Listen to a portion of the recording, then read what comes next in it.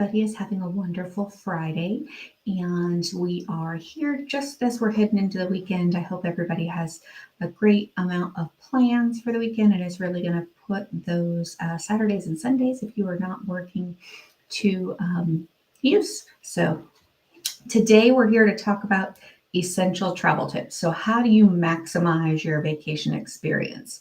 And really, I have 5 key tips to keep you focused and enjoying your journey.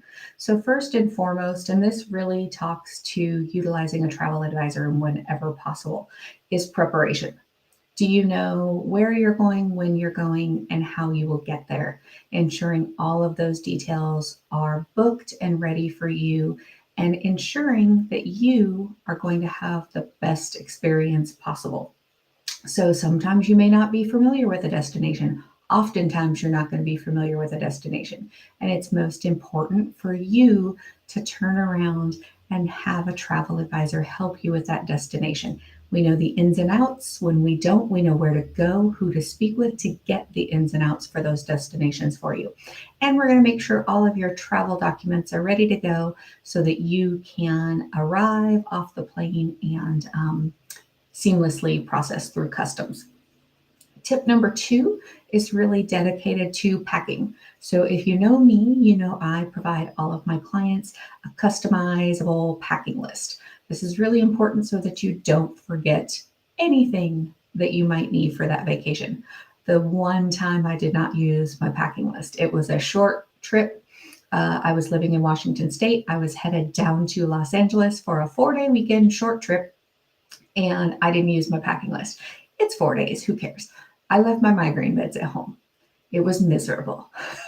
Use the packing list, customize it for those things and those medications that you personally need, but it's going to have everything else. It's going to make sure your travel documents, if you're going internationally, that you have all of the appropriate clothing, all of your toiletries.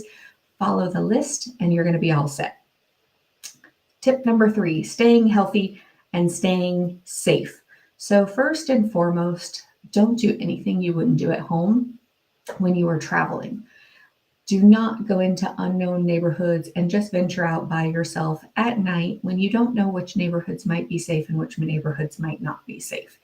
Talk to your hotel concierge, talk to your travel advisor to get the inside scoop. Make sure you're working with someone so when you venture out, you are going into safe areas. This also goes for choosing suppliers. If you are in an area and you haven't set up pre-scheduled transfers, be careful who you're getting in a cab with. Make sure they are truly a trusted cab company and ensure you know information about that driver so that you have everything you need to feel safe and secure. If you're using Uber, I do that personally. I have every security feature on the Uber I possibly can. So when I get into an Uber, before I step foot in the car, I check the license plate number. When I get into the car, that driver knows he needs to ask me for a 4-digit PIN before he can actually start the drive. And so activate those features. It logs who you're with and when you're going on both sides. And you'll find that in the Uber app. If you need more information on that, just drop me something in the chat and I will get back to you on how to use that feature. Staying healthy. I'm a big fan of Zicam. Whatever it is, follow your normal processes that you have at home. Take your daily vitamins, take your daily medications. Make sure you take enough for the trip you're taking and a few days extra in case you end up with any travel delays. But then, if you are a fan of Zicam or some other vitamin C immune boosting agent, definitely pick that up, take that with you.